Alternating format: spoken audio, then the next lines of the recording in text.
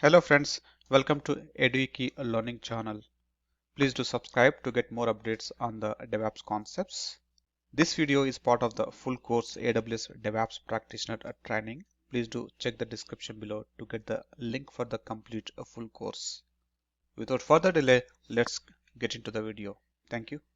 Welcome back team, and we will continue our discussion. We are keep on doing some improvements, right, in order to make it more uh, better and better in terms of managing your infrastructure and application, right? As part of that, I think let me this is the code that we have written, right, and we have tested as well, and it is all working fine, correct? So this is the beautiful code. Now, sorry, the main.py, right? So if I run the program one more time, okay, python space main.py, right? The code that was working yesterday, I'm running the same code now. Today it is actually giving the error for me. Okay, you see that it is actually throwing some exception. It is not able to parse the data exactly based on the logic that I have written in my code, correct? So what has happened, right? So when I'm getting some responses from the AWS, right, using this describe underscore instances, the response body, right? So usually whatever the response that you receive when you call the AWS endpoints, that is called as a response body, right? So the response body, based on the response body, right, we need to see in which format, and then we need to parse the data by going to the dictionary, going into the 0th list of the element, then going into the another dictionary instances. We know that that is the list, and then we have iterated through the for loop. That is how we have done some exercises, right? So for some reason, right, the response that you are receiving from the describe underscore instances, that response pattern, right, is got changed since yesterday to today. That's what even I have observed, and thanks for bringing this to me. Couple of you also have reported the same, right? So this is not working as expected for you, right? So the response that we are getting it from AWS, right, is not stable at this time. So probably that could be a change from AWS, the way how they are responding back to you, or there could be some glitch from their side where it is giving the different response. Hopefully that may be fixed, or at least they in the sense AWS has to announce that from now onwards the response will be changing. So somehow it has to be, right? But this is the change that we see just since yesterday to today. That's the reason today my code is actually failing, because the the response that I have received from this, right, that response is not matching to the business logic that I have done here to do the data parsing, right? So based on the latest response that I'm getting it from the describe underscore instances, I actually changed my code it into another file. You see here latest.py, and in the latest.py, if you see the same line, you see the line number 35, right? So yesterday in the line number 35, I actually went through the 0th element of the reservations, then went through the instances, then I have done the looping to get multiple servers. But based on the latest response that I'm getting it from the describe underscore instances, right, I did some changes, right? So I'm actually looping through in the reservations itself, and here itself we are going for a multiple elements in the list, and then here I'm actually making it into a hard coded, because there's a change in the response that we are getting in from this, right? So based on that, I made a small change to this. Now this code is working as expected. So yeah, this is one change that I see from AWS response side, at least. At least good to know that sometimes the code that you write, right, will not be valid for longer, right? So sometimes the code may get break due to some other dependencies are being changed, right? So Usually AWS would not do the change like this, but if it is done, as I said, right, could be a permanent change, and they may be announcing to all of their customers, hey, this is how it is, right? Or else it could, if it is a glitch or some error, then probably AWS is working on it to fix it and give the proper response how it was before. Something may happen. Okay, so for now, if you go with this latest.py file, sorry, which I have done some changes based on the latest response that I have received, then it should work actually. That's what it is. You see now it is actually going through. I'm not getting any error because I made some changes to the code based on the latest response that we are getting in today. I think that's the reason a couple of you are also reported that you are getting the different response than what we have got it yesterday in my session, right? That could be the reason, guys. Okay. So either the way, just focus on the concept, how you're getting the data, how your data doing the data parsing. So you are good for that at this time. Cool. Now, so far we have spent some enough time in understanding the Boto3 module and the logging module, right? Why we are spending a lot of time on Boto3? Because most of the times you will be working on AWS side of certain automations, and you will be, writing the Python to deploy it into the Lambda to do certain automations, because Lambda is is widely used in organizations because it is supporting for the triggers. So there will be some services as a trigger. It will give you some event data. You take that event data, you parse it. So there will be multiple use cases that can be built out of the Lambda, right? But sometimes, you can use the Python, even your EC2 servers as well, right? Maybe I wanted to run my code on a interval basis, right, on a scheduler basis to do some automation as well, right? So as an example, just to understand some other use cases, right? I will say that let's say I will try to logging into one server just to call out that.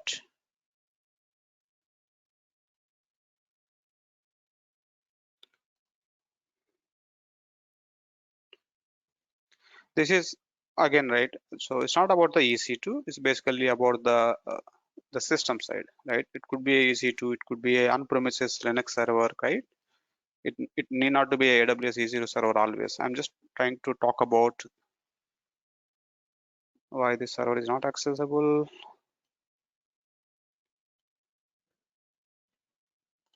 Give me a second. Let me. Yeah, this instance is currently stopped. Let me start the server because we executed the script, right? So the instance is stopped. Let me logging into this server.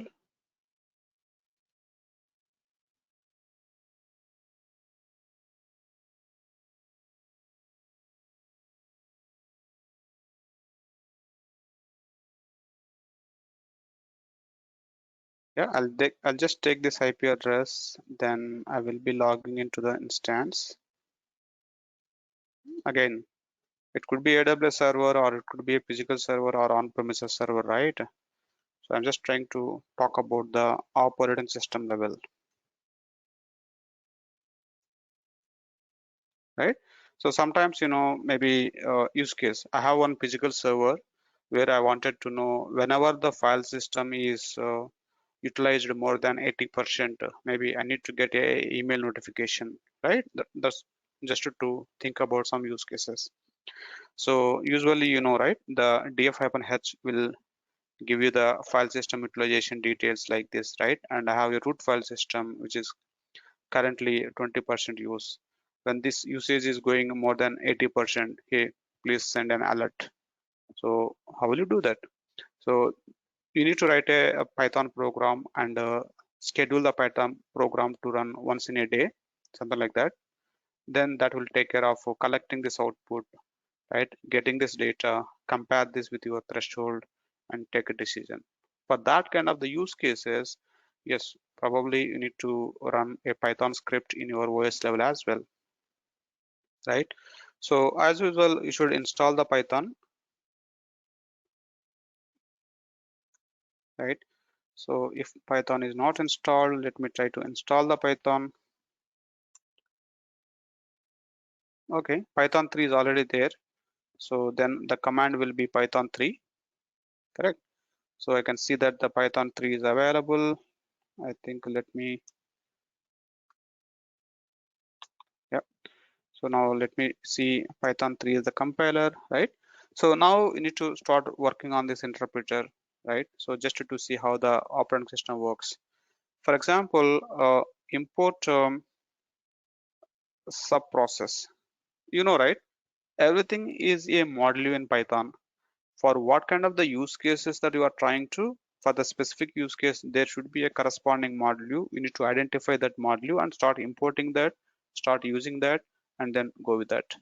So sub process is one of the module which will help you to run your Python, which will help you to Python to run the commands at a OS level and get the output. In this case, let's say my Python, I'm expecting my Python to run the df-h and get the output, right? Df-h is actually a shell command, bash shell command, correct?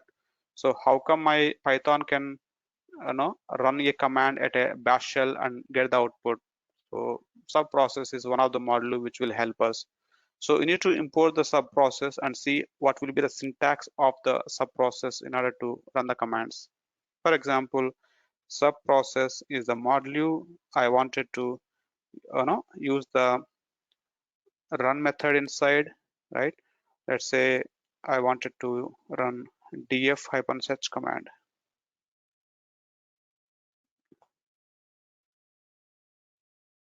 right? So I'm just specifying the command. I'm just giving it as a the argument comma separated, something like this.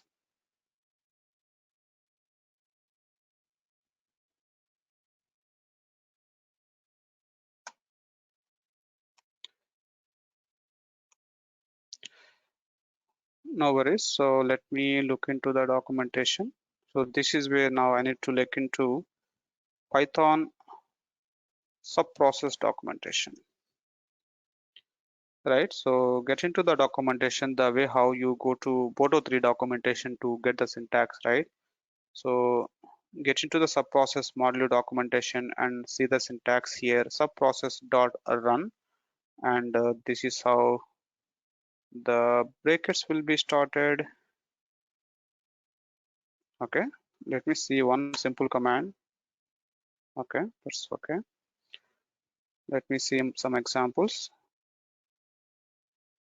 Okay, this looks good, right? Let me copy the command just to see how it works. Yeah, this is working. So for example, let me run df-h. Yeah. So what was the typo mistake that I have executed some time back, guys? Okay. So I just missed this particular brackets. That's okay. So you see here, I'm actually giving this a df-h command in this specific. Okay. So it is actually a list. I actually closed the list, it seems, in above example. If I go back,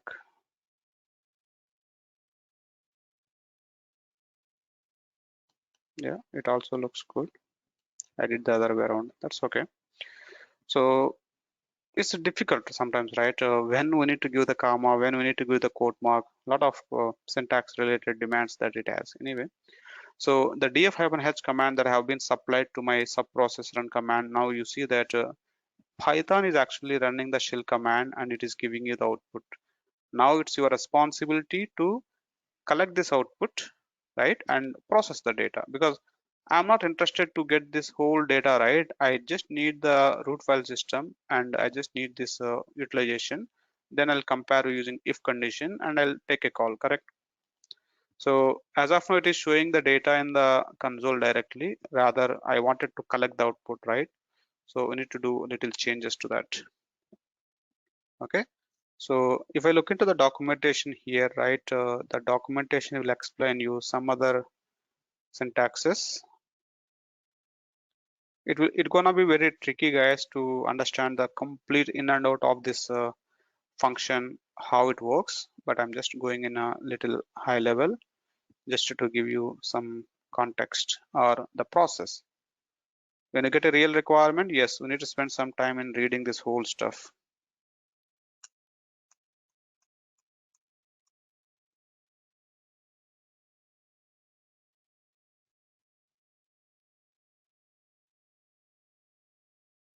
Quickly, I'm trying to get some example.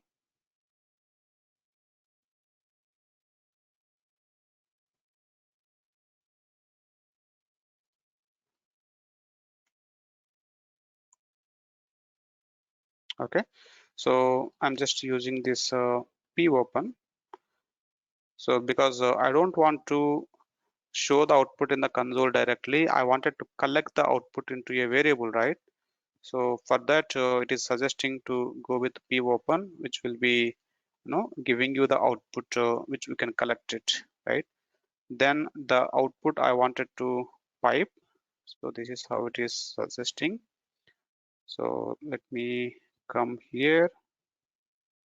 As of now, what is that you need to worry? Don't worry about the syntaxes, comma, semicolon, all this. Just understand the process that we need to get into the documentation, get the syntax and make a syntax ready, right? No one will remember this, how it works. Okay.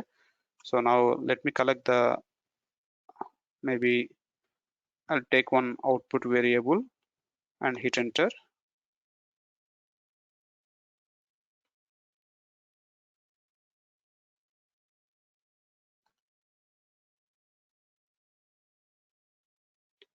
It should work. Popen.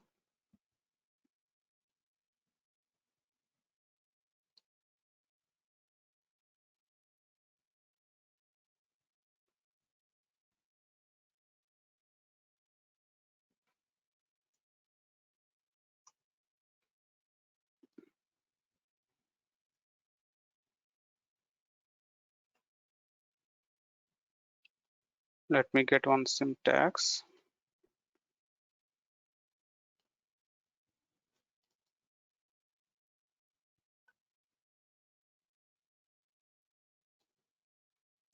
So hey, hey ChatGPT, you are my Python assistants. Okay. So can you give me syntax to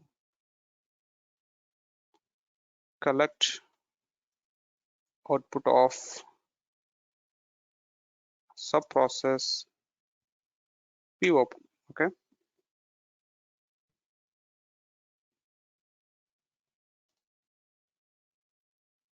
Okay, so this is the syntax issue. So subprocess dot pipe, it should be like that.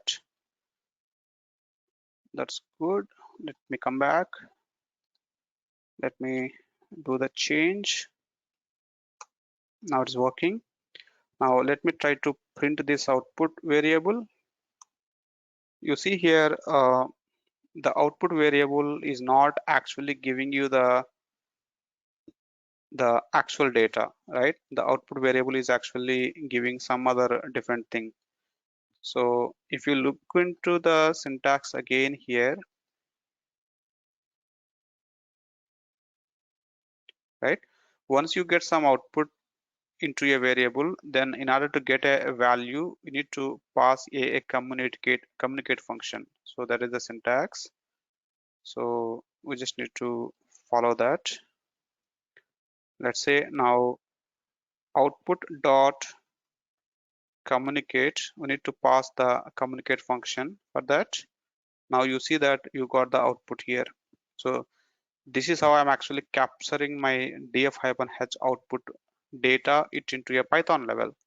Now you got the whole bunch of data. What is our next step, guys? Once you got this, you got the value, right? Now what is your next step? Same approach. Now see what is the type of the value that you received, correct? So type, let's say output dot communicate, right? So let's see what is the output. Give me a second. Output, I collected the output. Now I'm checking the type. You see that the type is actually a tuple. Now we need to look through what is tuple, how to get the value from the tuple.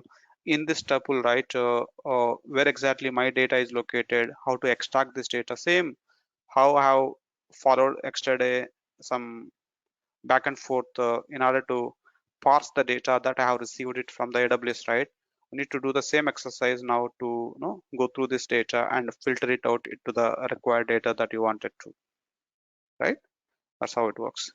So usually in your communicate, right, if you see the communicate, it is actually a tuple data which is in binary bytes format again. Inside the tuple you see that B, that means it is actually in a bytes format, right? That's what we need to convert it into your own format. So in the communicate again, usually if the data is in, let me try to decode it.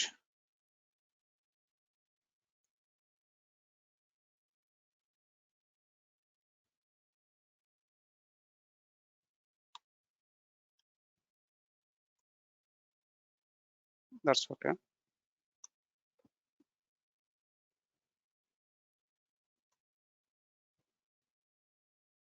It should work.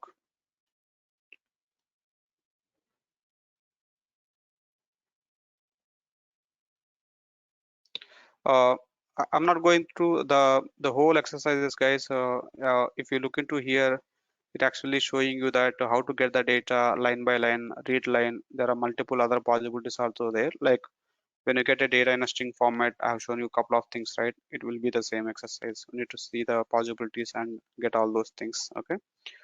Uh, can you give me a syntax of decode as well?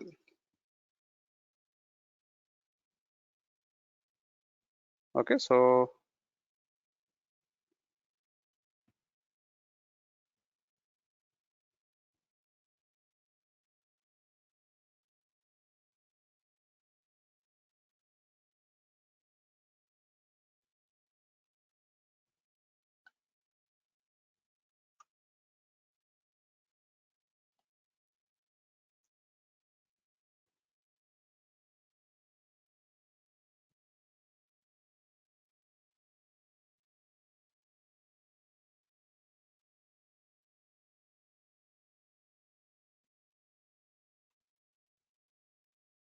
So ideally, it should be able to decode it. I'm just trying to give you a different format, guys, because the output that you see here, it is a little difficult to process this data because the data is came into the tuple. Inside the tuple, again, the data is into the bytes format.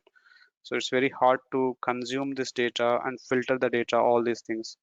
So I'm just checking is the better way to, parse this data. Okay, I just wanted to give you the things. Let me ask the chat GPT.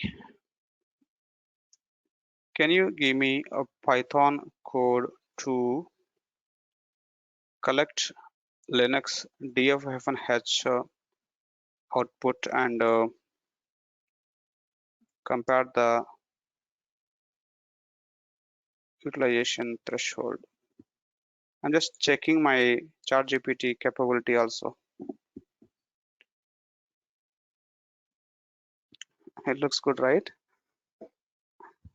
We got the complete code, guys. Only thing that we need is spend some time to understand it and change the values wherever it is. You see, it is actually importing the sub process and it is actually creating a function. It always follow all the best practices, right?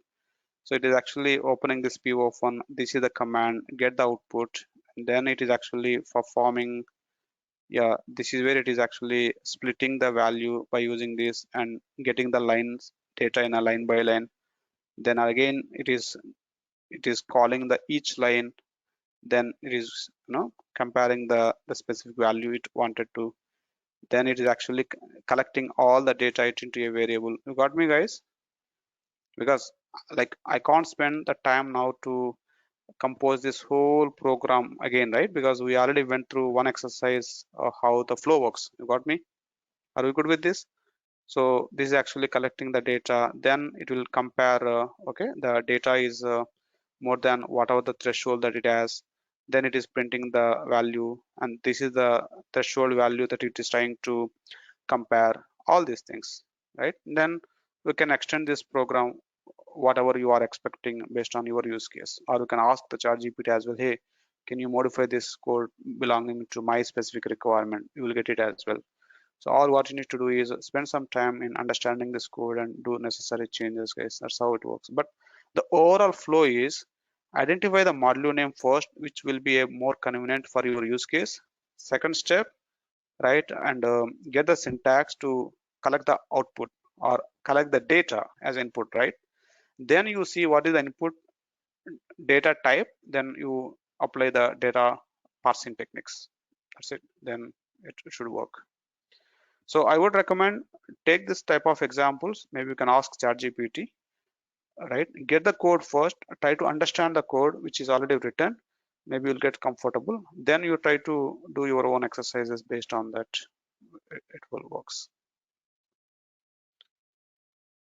right? Now let me come back.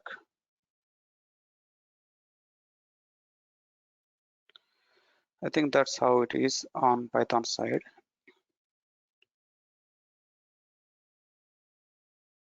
Now let me switch my gear, guys. I would like to go back to Terraform. I think I'm almost done with my Python. So I just have given you the flow, how the Python works. Maybe I'll give you some more exercises. Then you can just do some practice on this. Are we good with this?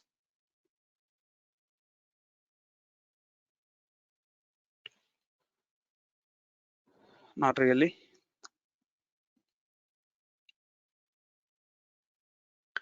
Let me come back to Terraform now. I just wanted to cover up some Terraform related use cases. Okay.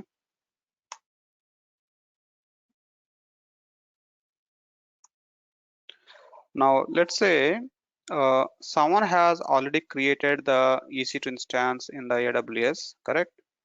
Now I want to manage this EC2 server using Terraform code. Got me the use case, guys? Someone has created the servers or any AWS resource. Someone has created manually from the UI. Now we started off, okay, let's start managing this from Terraform. No one should use UI. Now, how will you import? How will you bring the existing resources which were created outside of the Terraform into your Terraform code? That is the use case. Is that the is it clear, guys? Correct. So now I need to write a Terraform code for that, right? Let's say I'll just simply create one folder. Let's say I'm just trying to uh, maybe some testing. Okay, any folder is fine. Now let's say in this I'm writing a file called provider.tf file as usual, right? And this is the provider block. AWS is my provider, right? And a region,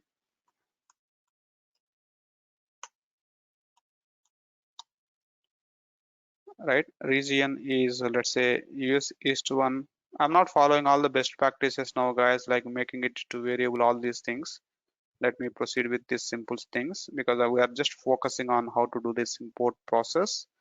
Right now, let me create a one more file. Let's say I wanted to create a EC2 instance, right? And resource is the block name, correct? So here usually AWS underscore instance, right? This is the type. Now inside this braces, I need to put all of my EC2 server related attributes, right? That's how usually you write a code. But now the thing is, I don't want to create a new server, right? I wanted to import the server which is already exist, correct? So what I do is let me remove this code for now. So I just went with only a provider.tf file. Now let me initialize this project first. Terraform init.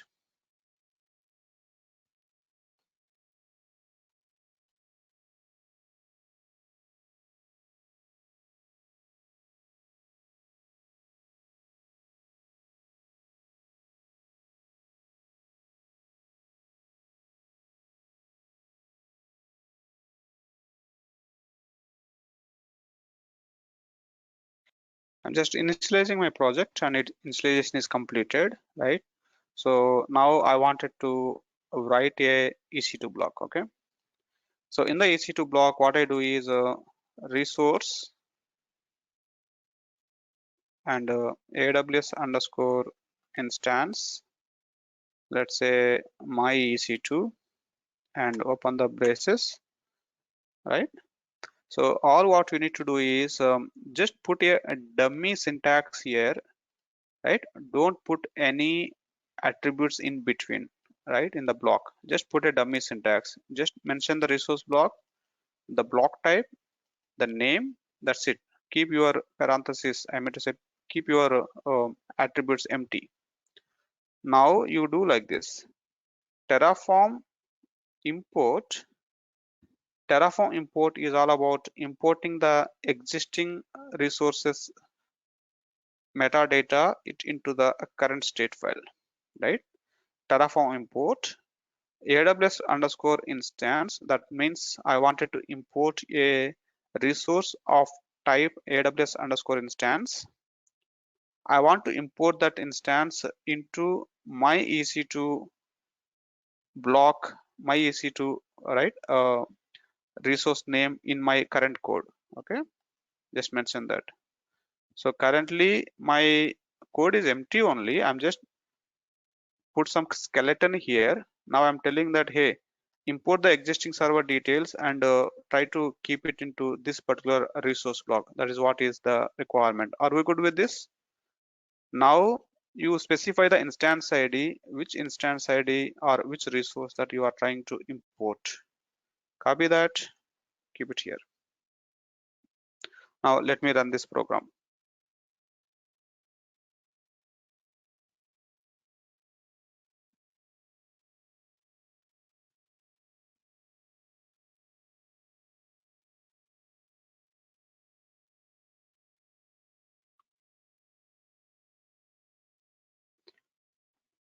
Yeah, so it is trying to do some import and it says that the import is successful.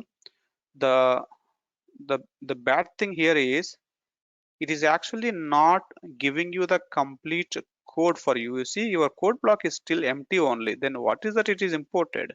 Correct? When you say import, it is actually importing the existing resources actual metadata information, like this instance is currently created using which ID, right? Which public IP, which private IP, something like that.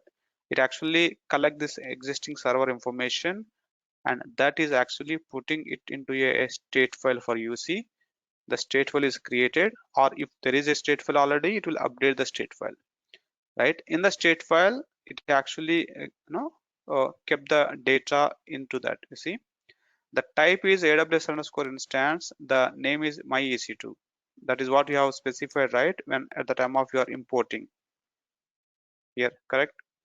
So actually that code is empty for now, but the stateful is actually updated with the details. Now you see that the instance is updated. This is as like if you have written a code, right? If the instance is deployed, how it will be updating the state file. I'm doing the same thing, but this is a reverse engineering. Usually first you write a code, then it will create a state file, correct? What I'm doing now, first I'm creating a state file, then I need to create a code, right?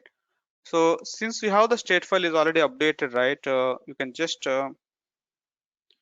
do Terraform show command just to read the state file, because we should not read the state file directly, which is not recommended. Also, when you are using S3 as a backend to store the state file will go to S3. It will not be in your local, right? So the Terraform show is the best command to see the the state file data. That will tell you how exactly the EC2 instance is imported and which with the which attributes it is imported, all the details like this. Once you got this information right, then we can easily build your source code, correct?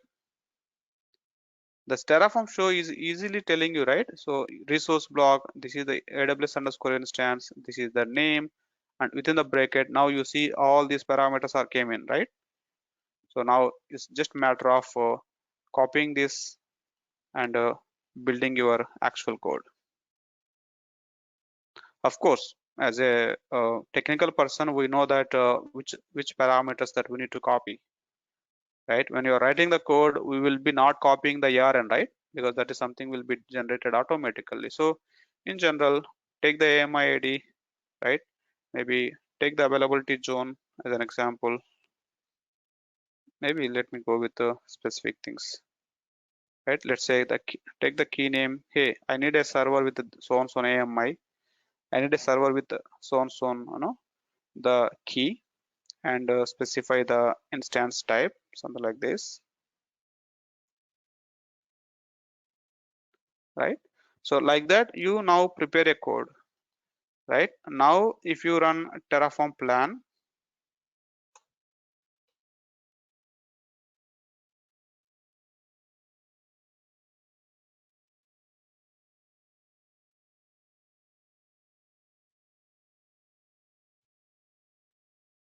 which is not really a straightforward one-time activity, one-step activity.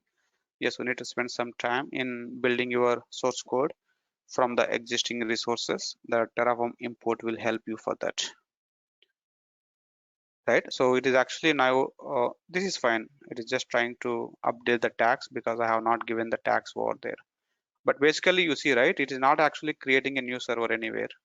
So it is actually, trying to modify the existing because some tags were not given here. Because when I'm not giving the tags, it is thinking that it has to remove the tags, and hence the reason it is actually removing the tags. That's fine. But you got this point, right? Now, when you run a Terraform plan, it is thinking that the code is already there. This resource is already there in the state file. Now it is just comparing the code with the state file, and whatever the difference is that it's trying to. That means, am I able to manage my existing EC2 server using Terraform now?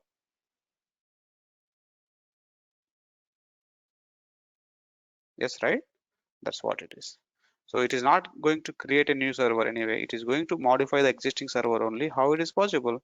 Because first I created a state file, then from the state file I created my server definition, then it is trying to sync it.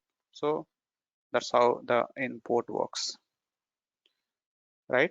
So it's really hard to make the whole Terraform code, right, from the existing resources.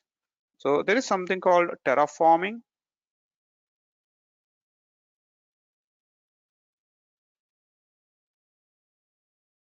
right?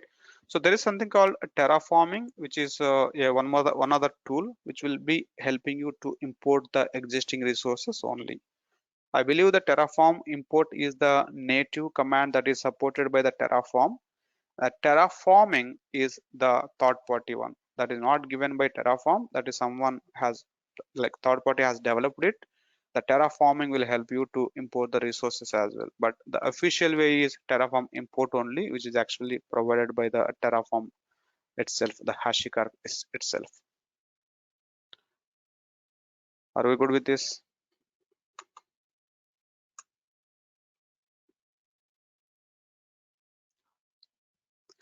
Now, let me show you a few other small things just to keep in mind. Let me clean up this project. I just wanted to show you one other use case.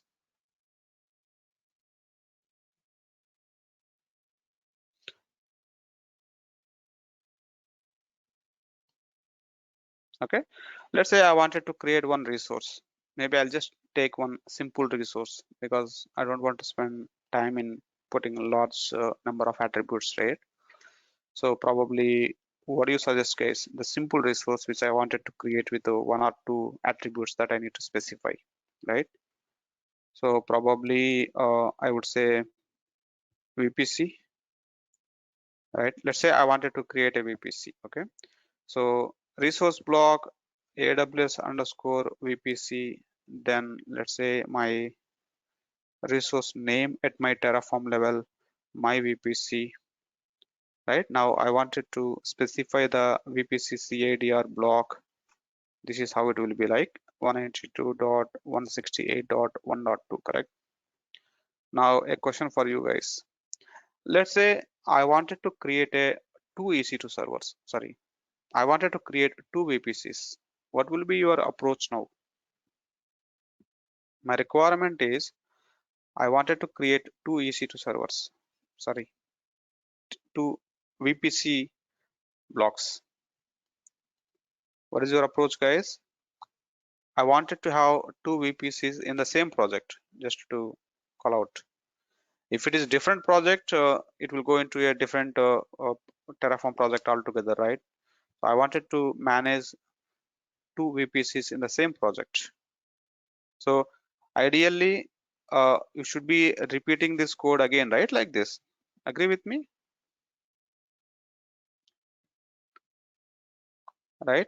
So this is how it will be. But we need to manage this naming convention. Maybe this is my VPC1, this is my VPC2, something like this, right? Then you just manage, it will be right 0.0/16,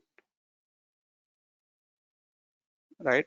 And here let's say 166.0.0/16, something like this, correct?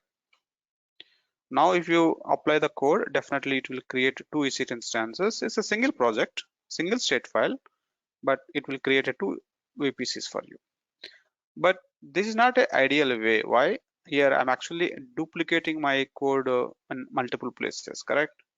Let's say if I wanted to create 5 VPCs in a single project, so like I need to copy paste this 5 times. No, that's not the ideal way, right?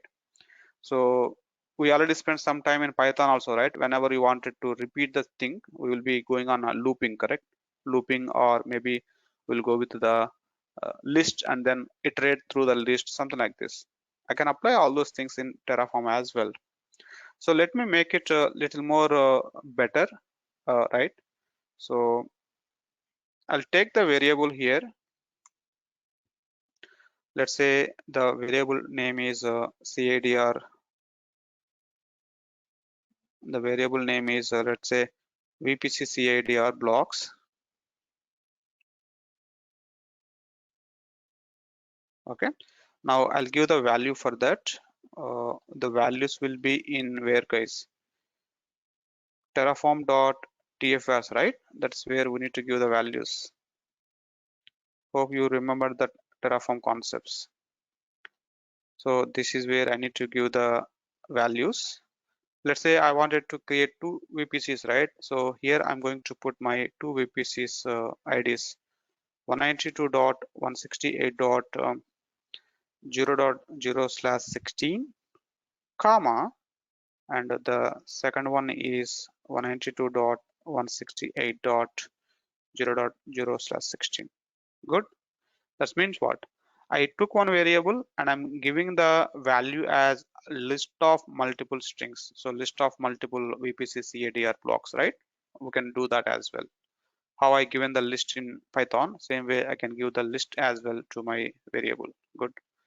Now when it comes to the code block, right? So here I don't want the code to be repeated like this. Okay, good.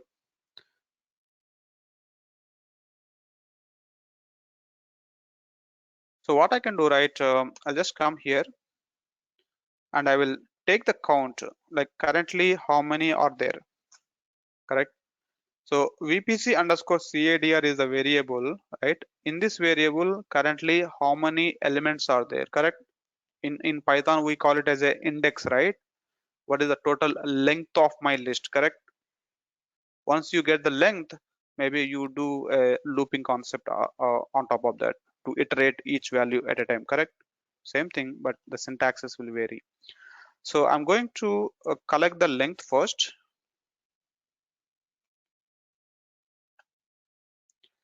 right? So I'm going to collect the length of this variable, which is the list variable, and I'm collecting that into a variable called count. Now in this section, because the CADR block is the one which is keep on changing, right? The first time the VPC is created, it has to create with the first element.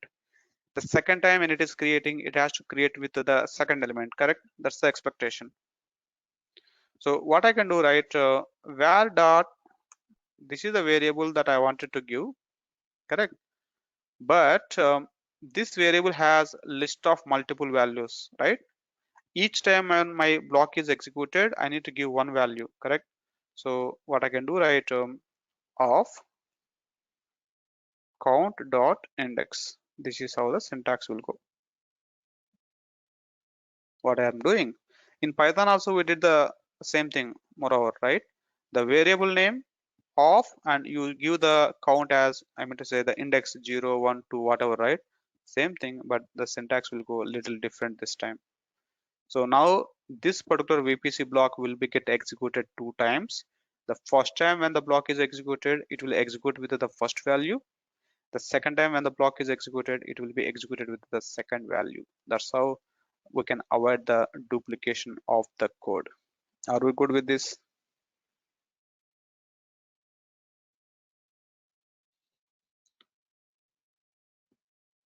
Let me try this just to see if that works.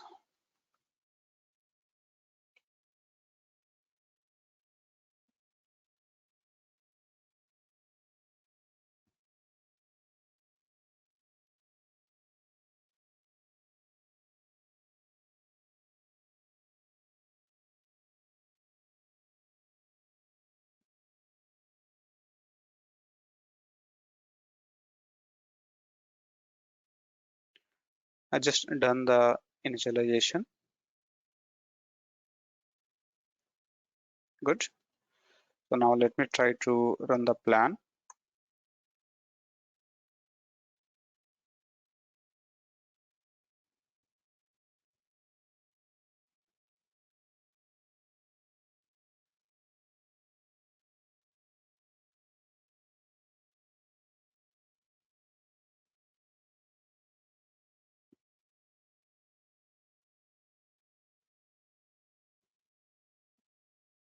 It would need a lot of hands-on exercises or practice from your side to be more expertise on these things, guys. Now you see the VPC code block is only one actually, but you see how many resources that it is creating.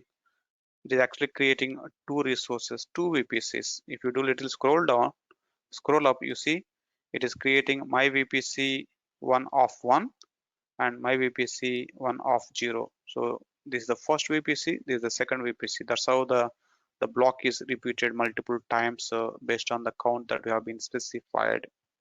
Are we good with this?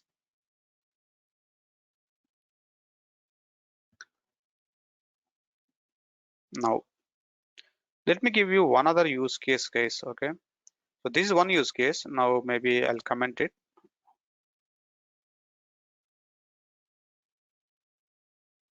Okay, now let me call out the one other use case.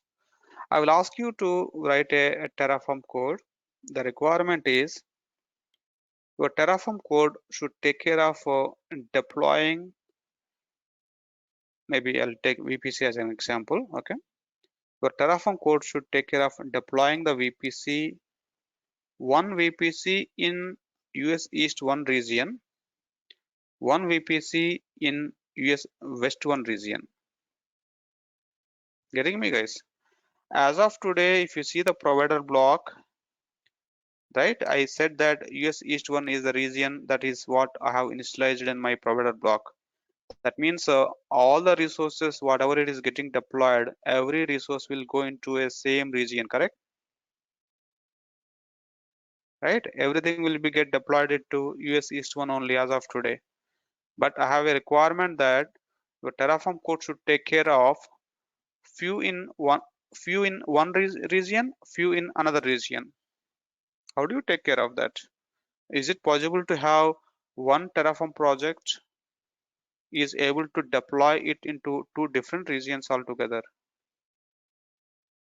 That's what is the question here. right? So the first thing, right, it is possible by or with the introduction of a profile, right? So that means whenever you are configuring the keys by using AWS configure command, you can even specify the profile name, right? So I will try to configure the profile here, guys. Maybe I need to get the keys.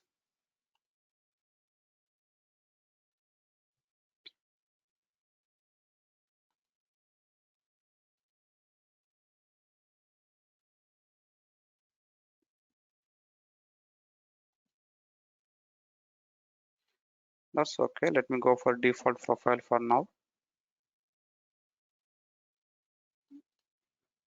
I'll talk about that profile setting just now. So let me do this. Let me do in a different ways.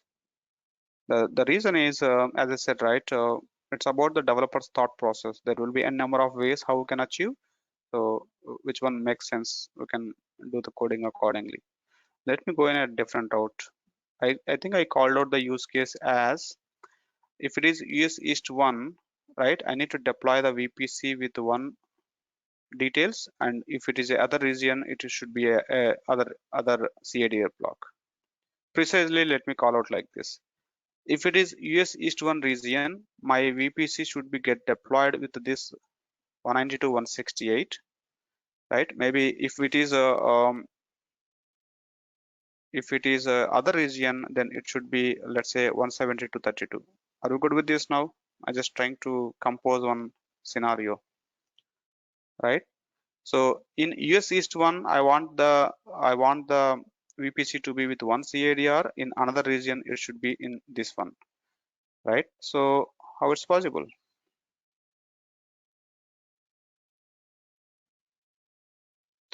I'll make it as a variable var dot region. I'll go to here. I'll give the region is equal to US hyphen East 1,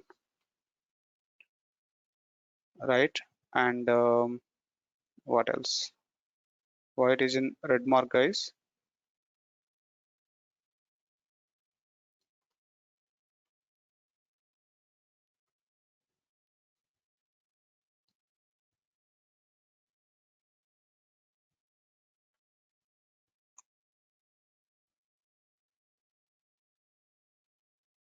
Yeah, the red mark is gone. I just declared the variable. So I declare a region variable. I given the value as US East 1, and I have the VPC CADR block with so on so on. Right, now I'll just come to the VPC block. What I can do, right, I'll do like this. Resource block AWS underscore VPC, my VPC CADR block. Okay, so I'll show you the syntax now. Let me use the interpolation var dot region is equal to US hyphen East 1. Okay,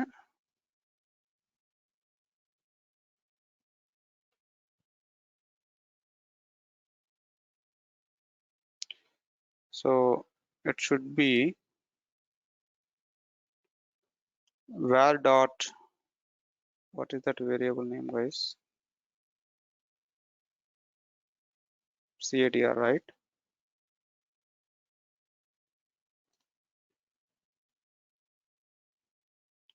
Of 0 colon.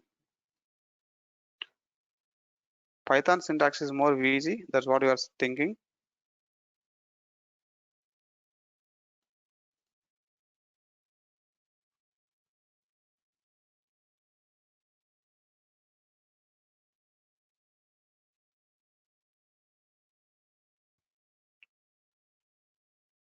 Okay, I'm done. I'm done. So I will just explain. So the reason why I'm covering this, right? You don't need to be expertise all these things at this time. At least have some idea that it is possible to apply the if condition, the listing, for loop. All these things are also possible in Terraform, but it has its own syntax. That's only the thing. This syntax you don't need to worry. You can easily grab it from the documentation and tweak it whenever you are trying to. Okay. And I think I already covered about the terminology called interpolation, right? So this interpolation, dollar and then the curly brace, that is called as interpolation. The interpolation is all about rendering the variables inside the syntax. So whenever you use this interpolation syntax, the variables inside that will be replaced with the actual value. That is how the Terraform syntax will be there, right? So this particular syntax, what it is doing exactly, right?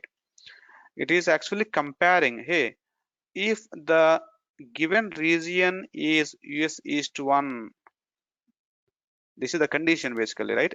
Kind of a if condition, guys. In Python, there is a if condition, right? If the condition is true, please execute this code. Else, then you execute the code. That is what is the if condition, right? We already seen that. The same if condition is achieved in Terraform in different way. Okay. If the given region value is equal to US East 1, if this is the condition. If this condition is true, then please take the first value. If this condition is false, then please take the second value. That is how the if condition is being maintained in the Terraform. So when this block is executed, your CADR block will get only one value, whether that is a 0th element of the variable or that will be a first element of the variable, that it decides based on the condition that you have been specified. Good with this? So first it will check the condition. If the condition is true, the first element, whatever you have given, right, the first element will be given as a value to this CADR block. If this is false, the second element will be given as a value to this block. That's how we can apply the if conditions. I just wanted to show you this syntax as well, how the if conditions can be configured in a Terraform tool.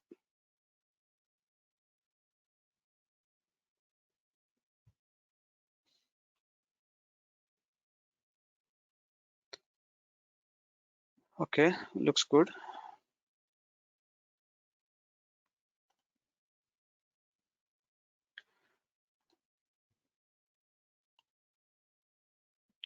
You can't have multiple else statements. Like in Python, if do this, else if do this, else if do this, else if do this. No, you can do multiple conditions like that, right? No, you can't do this. So if it is true, do this. If it is false, do this. That's it. So that's the use case that we have in a Terraform, right? Of course, we will not get into the situation where you need multiple conditions to be checked it and get the value, because this is not really a programmatic.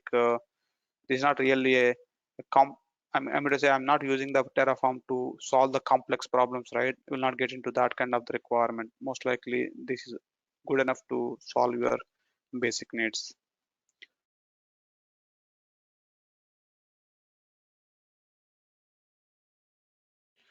Well, team, so I actually went, thought of covering some miscellaneous things today. So I think one, I talked about how can you use Python in your normal OS level as well. It's all about finding the module, get the value, and pass the data. Then the import statements and the if conditions, and how to get the or how to rotate through your list of values as well. So I think that's a short story for today, guys. If any questions, do let me know, or else we are good for today, right? I'll give you some kind of assignments on these so that you can do some exercises and be confident on these concepts. Any questions, do let me know, or else we are good for today, guys.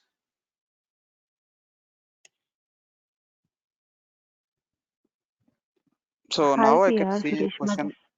Yeah, I can see a question there. What is Terraform block?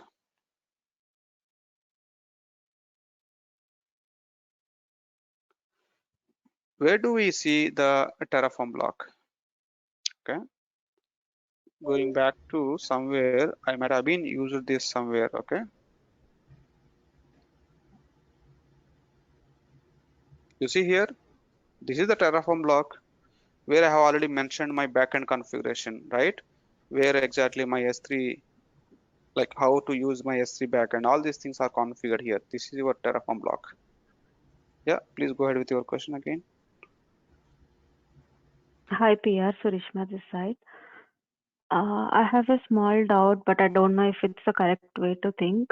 Like, is there any way to connect Python and Terraform, like getting the output from Terraform and giving it as an input to Python? Because in some ways, getting output from Terraform is easy than in Python. Like, it's vice versa, based on the situation in the code. So, do we have link between both of them?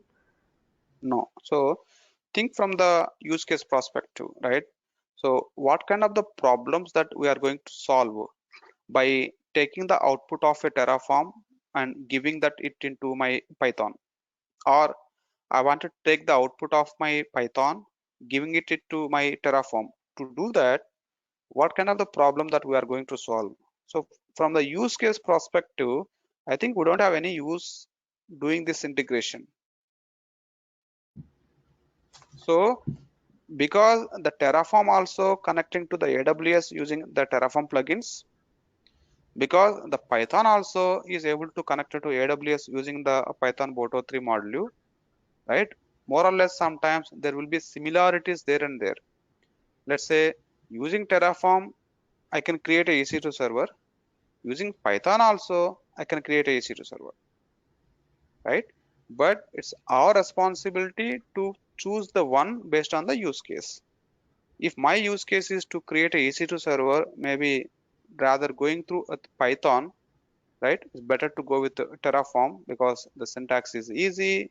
It's a declarative syntax, right? More like it's very quick to write a program without worrying about the complex syntaxes.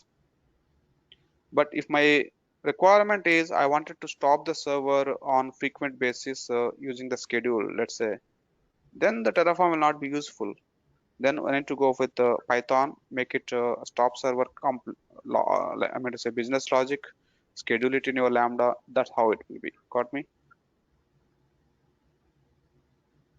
Yeah, I understood. I But just both had will that be, doubt because, got it. yeah, I mean to say the both will not be tied together. okay. If you really I wanted just to got, tie them together, probably the only place that I can think of is the user data. Because when you are actually deploying the launch templates in AWS, in the launch template, you can give the script in the user data section where the script has to be executed automatically, right? Maybe there I wanted to have my Python script to be executed on the EC2 servers automatically when the instance is getting launched. Maybe in that case, so when you are writing the Terraform code, when you are writing the user data module, maybe you need to use the Python code there. But it's not mean that the Python and Terraform is integrated. No, we are giving the Python code in the user data section. That way the Terraform will just prepare the user data and that will be get executed on the EC2 server later. Like how you give the bash script in the user data, same way you can give the Python script as well in the user data that will be get executed automatically. But there is no other integrations that we need to do. yeah, I got it. Thank you.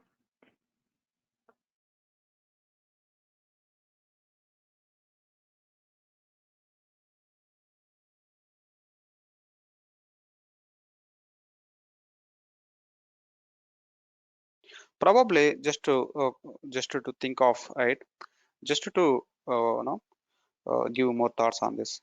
I'll give you one use case. Okay. um,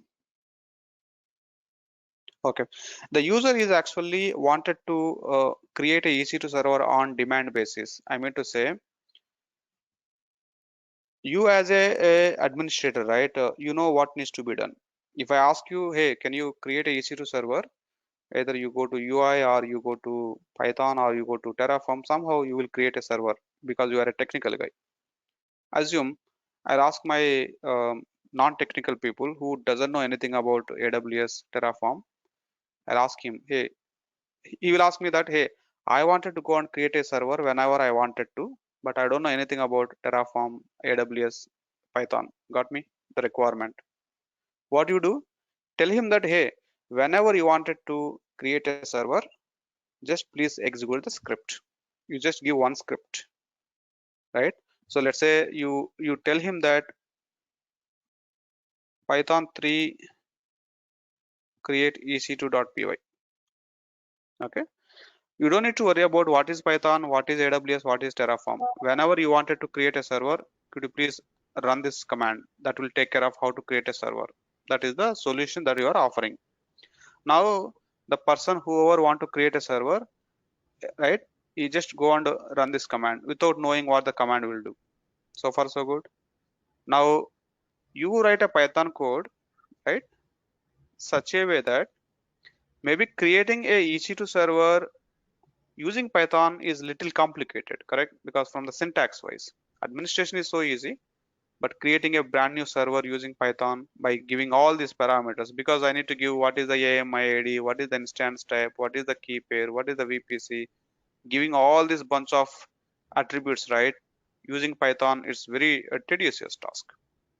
But you know that the Terraform is easy. But if you write a code in the Terraform, you need to give the instructions to the user. Hey, you run a Terraform init first, you run the plan first, you verify, you run the apply. Maybe it has some significant details.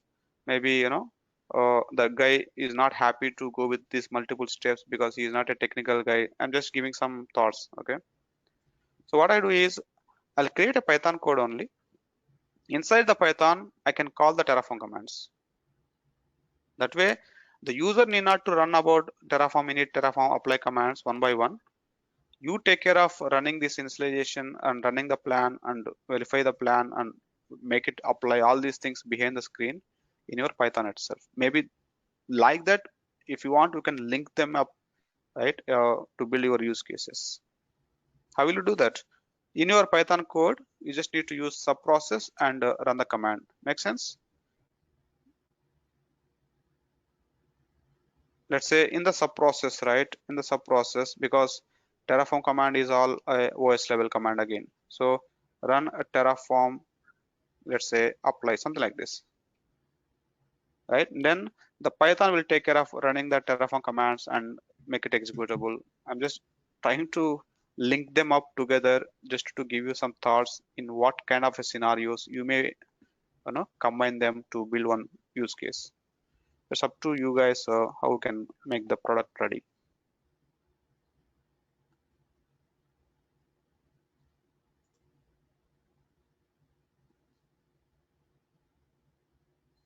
That's the reason if you get into the projects, in one project, the way how they are using Terraform, in another project, the way how they are using Terraform will completely differ.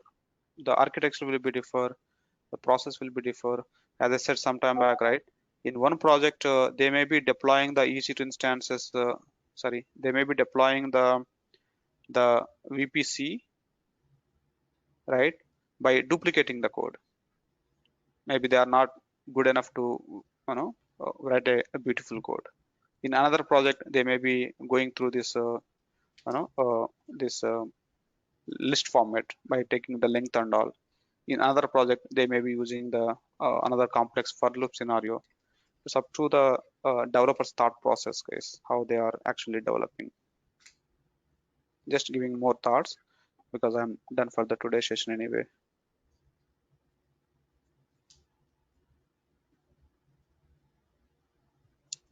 Agree with me? No? Yes? Thank you. Hi, sir. This is Kanchan. So far we have managed EC2 and also SNS using Python. So apart from that, can we manage other services also using Python? Is it possible? Obviously, right? So I have shown you the SNS as well, how to, right? So Yeah. if you get into the Boto 3, right? So if you get into the Boto 3, available services. Now you look into this. All these are the services that it will support. Simply put, all AWS services will be supported, right? No way that something is not supported. You can see all this. You can see the CloudWatch, right? Um, if you do little scroll down, what services we know? EBS volumes, EC2, right? Anything. It supports everything, right? So based on your use case, get into the documentation, import that, and just IAM here. You see IAM, everything is there. Okay, thank you. Yeah. So I have shown you EC2 and SNS just to give you the glimpse that how it will be, but yeah, all the services will be supported. We need to see based on the use cases how to follow their syntaxes.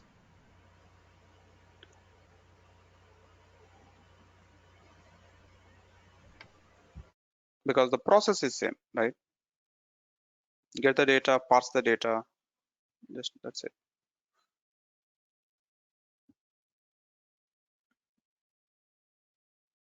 Hello, PR. This is Demsong. I have a quick concern, maybe a troubleshooting case about stopping an instance with Python. So I've actually followed your procedures step by step, but for some I think reason, yeah. So I think I see your message as well, but I think before I get start with the today session, I already given the context about your question that you are going to ask. So probably even for me, right, the code that I have shown you yesterday is not working today because there is a change in the response that I'm receiving it from the AWS side. If I go back to my Python code, right, so I'm not getting the right response. Okay, so okay, like if I come back to this section, right? So the reservations for me yesterday it was always giving me a list of only one element, right? Then after under the instances we have got multiple EC2 instances. Then I went through the for loop concept. But today this response has got changed than yesterday. Now the way how it is working today, right? Today the response that I have received, right? So actually the reservations itself is actually going on a loop. It has multiple elements in the list. Then I am going to get the actual instances. So there is something happen on AWS side, the way how it is responding. That is the reason why that code is not working. It is broken for some reason. And I see the same behavior posted by a few other folks from your batch only, right? Yeah, definitely there is something happen from AWS side, the way how they are giving the response back, right? So that's the reason, as long as you know how to parse the data, you know the concept, I think at least for this use case, you are good because there is something wrong with this. I tried researching in AWS documentation to see if they have posted anywhere if because of this change, but I didn't find anything so far as such. Usually, if anything has changed from AWS side, AWS will be doing some announcements. So this is how you need to look through what is done by AWS. Let's say if they have done some changes to their services, right? So they will be posting their news in these portals. You need to go and see what is being changed from AWS because whatever you are learning today in AWS will not be the same for years, right? So there will be changes coming in. So whenever something is broken, we need to go and see what changed and how to get the new things. Yeah, that's what I would like to tell about this current scenario that you are expecting. okay. So my follow-up question: is it possible to have you see how when you run the describe instance, the key value there is reservations, and then if you pull out the length, it should be one. Is it possible? Is there a scenario where you can actually have the length as two? That's true. So that's what I'm telling. So that's the problem with the AWS as of today. So let's say you have two servers. Even I have two servers, right? So In your scenario, you are getting the length as 0, and my scenario, I'm getting the length as 2. So it is not consistent at this time. So look like there is something wrong from the AWS side, the way how they are giving the response. Okay. Getting me? So even before, I think, let me call out the name as well. I think Satish, right? So are you still there, Satish, in the call? Right? So yeah, so the same behavior that he is also seeing, right? So I think that's the problem from the AWS side, how they are responding. So,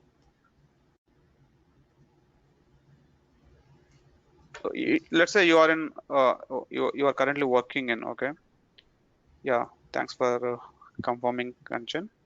Yeah, let's say you are working for an organization. Now you are getting this behavior. Yesterday it was a different response. Today a different response, right? Rather giving the list as 0, it is giving 1. It's all about the AWS response, right? All what you need to do is raise the request with AWS. Hey AWS, I'm trying to get the describe instances, and I'm getting this response, which is not supposed to be, and they will get you on this. Why it is? That's how it works.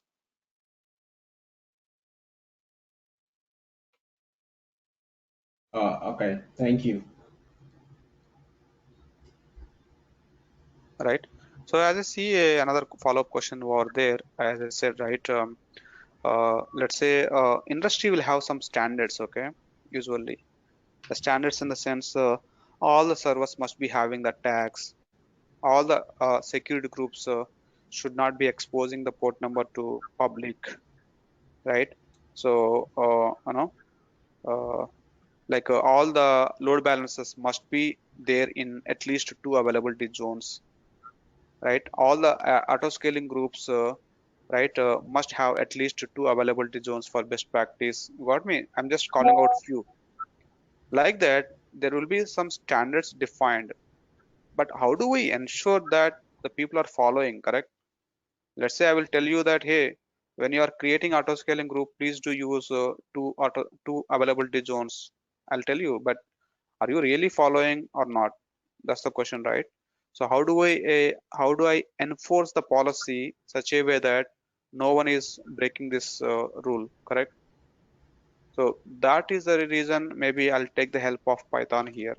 I'll put a Python code in my Lambda, and I'll ask my Python to be supervising all of your activities. I'll ask my Python, hey, can you go and check all the security groups if any port is outside exposed?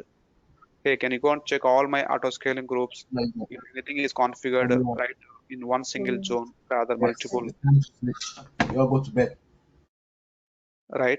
So can you go and check all the servers if any server is created without a tags? Got me? Like that, mostly the custodian, that means the standards that you are trying to write will be overseeing by your automation Python code, and which is running in your Lambda, and you make a schedule. That's one type of the use cases that you are going to. So the Python will validate it if it is not following the standards, right? So we can take action, whether it is sending the notification to the SNS, or maybe it will go and stop the server, or it will go and delete the resource immediately if it is not following the standards, whatever you makes more sense, right? The other use cases that I talked about, right? The S3 has got one file which is triggering the Lambda, and you take care of right parsing that file data, whatever the data that comes to the S3, and put it into another target bucket. You use SNS as a trigger, take that SNS alert and process the data, something like this. So in general, some input will come to the Lambda using any of the resources, then we need to take the corresponding action accordingly. And going beyond other use cases, you should know about the other services. Got me? Let's say if I go beyond the concepts, right? The Kafka will be there as an event event streaming messaging platform. Kafka will be sending one message to the Lambda. In Lambda, your Python program will take that message and will process the message. But if you ask me the what is Kafka, what kind of the message will come, that's where we need to know what is Kafka, how the Kafka works, how the Kafka broker works. You got me? Because when you are working on Python, Python is not just alone, right? It is actually working with a few other services in order to make the final use cases. So don't need to. That's the reason I'm mostly giving you the use cases which you can understand, right? Just from the context that we have known so far, at least from the AWS side of world, by talking about that, right? But tomorrow it could be any n number of servers or services in a way. I mean to say tools, right? So when you get into the real time, right, the customer says that, hey, there is a tool called Datadog. The Datadog tool is giving some data. Can you write a Python program to take the data and parse the data and do so and so on use case? Got me? Right? So if I talk about those, right, you will be in a confusion now. What is Datadog? What will be happen, because those tools are not covered. But at the end of the day, all what you need to worry about is, no matter whoever is giving you the data, your Python concept is same. Take the data, see the type of the data, parse the data, right? Filter the data, give it to the other party, whatever the output that you are expecting. That business use cases, you'll be getting it from your manager, and just try to do the integration. That's how it will be keep on going on, going on. Thank you.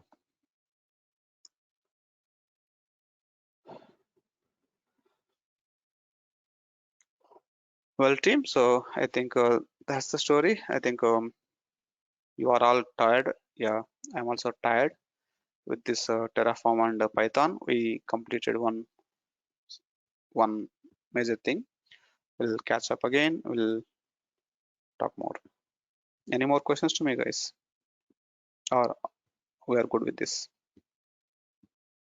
Okay, no comments as well. So thank you, team. We'll catch up.